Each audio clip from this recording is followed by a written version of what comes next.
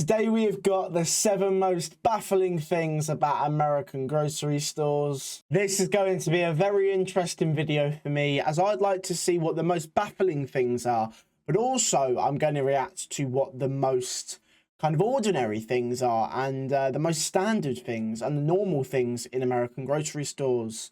Before we do get into this video, do make sure you smash the thumbs up button, smash the subscribe button, and press the notification bell so you never miss another video. Let's get into the 7 most baffling things about America. Here we go. Let's get into the video. Hello, this year I have been doing a lot of videos devoted to trying American food. And something that you don't really see in those videos is the fact that we have to go and get ingredients from a supermarket. I do like American food though. Mission number 1, to pick up some of the ingredients for Maryland crab cakes, which I'll be making in my next video. And number 2, to show you some of the baffling things about American grocery stores. And just as we pull into the parking lot at Jewel Osco, if you've not yet subscribed to this channel, do that now. Lawrence has just told you. Do subscribe to the channel if you do enjoy my content. In the meantime, let's go shopping. Let's go shopping. So, the first thing I've noticed is what grocery store is this? You don't have to put any kind of coin in. What grocery store is this? Trolley or cart, as they're known here. This is something you will see at Aldi, which is something that you see at Aldi around the world. But for the most part... Oh, so he's British. Nice. Okay, I didn't know that.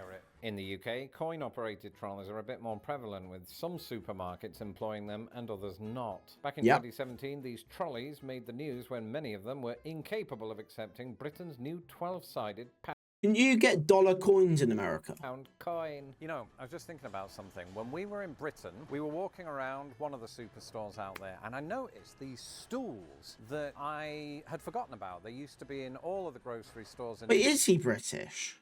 I'm not even sure. In England, they still are, it seems, and you don't see them as often in American grocery stores. Perhaps it's because the shelves are slightly higher up, so the shelf stackers. Yeah, you do have stores in the UK. Usually what you see in grocery stores here are things like ladders to help them get really spaces. Because as you can see, I'm a tall person. Oh wow!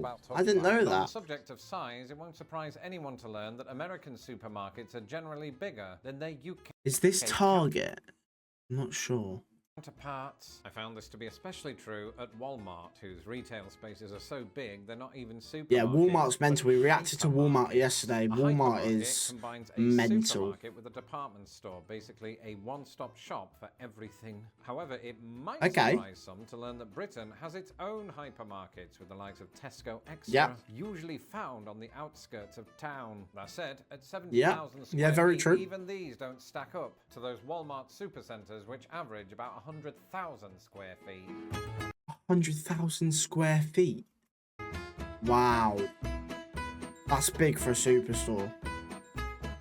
I have no idea how to find crab. What I do like about American superstores is how much stock you have and how much it differs. So like you've got like, I don't know, like it says you've got cornflakes there, but then you'll have like 3 different types of cornflakes. You'll have 3 different brands. That's what I really like about America. I've never done this. Do you want? We could just go to Baltimore. Hello. Like cornflake crumbs. We don't have that. If we want breadcrumbs or cornflake crumbs, we have to buy the cornflakes and crush them down. Normally find milk of this size. Yeah, like the milk. The milk is mental. Like how much milk you have, different sizes of milk. Because we just don't have the fridge space for it. And that's not all. The inclusion of preservatives, as well as a different pasteurization method, means that American milk actually lasts longer than British milk. Oh, really? Can justify buying it by the gallon. But what is a gallon? So you can buy so much milk then. We can't. A US gallon. Our milk lasts maybe a week. And measures in at 128 fluid ounces, while a UK and how many liters is? Oh wow, 60 fluid ounces. And so you might think, oh, so it is different. British milk is bigger. Well, not really, because in the UK, milk you can't buy a gallon. Sold by the gallon, but in pints and litres. The largest bottle on the market is the 6-pint bottle, which is a tad smaller than a US gallon. Even if a UK pint is 1 1/4 the size of a US pint, it's all quite confusing. I don't really. In our fridge. One thing you'll often notice in US grocery stores, coffee is pods. the price tag. It's very inviting. It usually ends in 99. It makes you think, okay, it's 1 cent cheaper than say $8 if it's $7.99. Yeah, and that's yeah, great. yeah. So you get the That's thing, really you put good, it in yeah. your cart, and you walk up to the till thinking, all right, great, we've made some good deals We've here. made Until a penny, yeah, we've made a cent. In the US, sales tax is added at the point of purchase, and after 17 years living in the country, I no longer bat an eyelid at this. But having arrived here from a country where Sales value-added tax is included in the price tag, it did briefly make me reconsider buying a ukulele when I barely had enough money to justify it in the first place. Sales tax is weird then. So sales tax, so is it a fixed price or is it per item kind of thing? And also a question I want to ask, when shopping in America and checking out at these superstores, do you have to tip the cashier?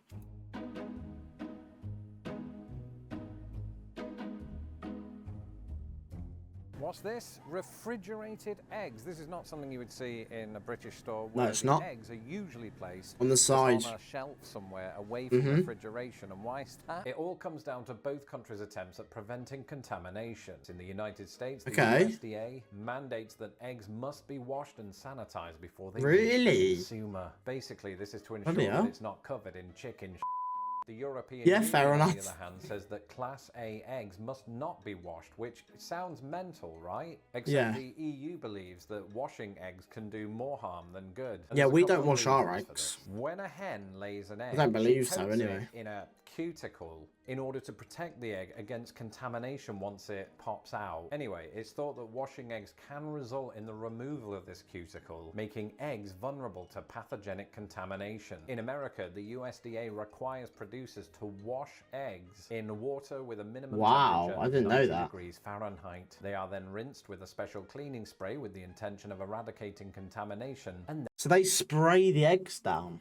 then dried. Not drying the eggs would mean that the resulting moisture could become a breeding ground for salmonella. Additionally, using cold or dirty water in the cleaning process would cause bacteria to seep in, and there'd be no extra lives for that egg. So what's this got to do with refrigeration? Well, firstly, the USDA freely admits that washing the egg can remove the cuticles, so chilling the eggs in store becomes more critical. In Britain and the EU, not so much. One thing that's often mentioned about US grocery stores is that the cashiers, when you get to the till, are usually standing up. A lot has been made. Brit, they sit down in the UK. When you go up to the cashiers, they're sat down. Of how this is not great for, you know, your physical well-being and all of that. We're not used to this in Britain, where they are sitting on a stool. And as somebody who has just rubbish knees, I can completely empathize. On the other hand, arguments in favor of this, usually by those that own the stores, seem to be that standing up looks more professional and that it gives the cashier more range of movement, which, as I'm demonstrating here, no, it is doesn't. obviously true. And I take back everything I said in the previous It doesn't. But let me know in the comments what you think. Should cash... If I'm sitting down at a cashier and I'm going like that, or stood up, maybe. You've got more of a lean in you, maybe. Or should they stand, like true patriots? Of course, what do you guys think? Countries are adopting self-checkouts, and Chicago's Jewel Osco is no exception. I'm well practiced in this, and in fact, self-checkouts are, I think, amazing, because you don't have to talk to anybody unless you're buying alcohol. But I quit alcohol, and that was one of the reasons. Being social. What's going on with that? Did that no eggs? What? I used to be good at it. Yeah, that did it. We did it. That's good. Old Bay seasoning.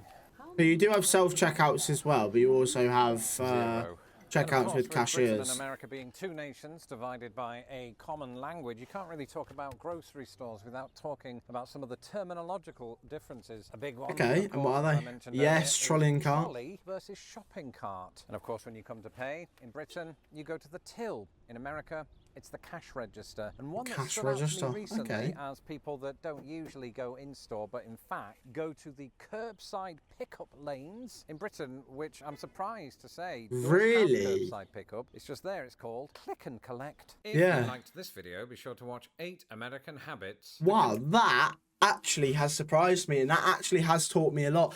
And it's made me baffled, which is the whole concept of the video. If you did enjoy this video, please make sure you do like it. So it basically notifies me that you've enjoyed the video. If you are liking my reactions to these American style videos, please do hit the big red subscribe button and turn on notifications so you never miss another video. And for now, Peace.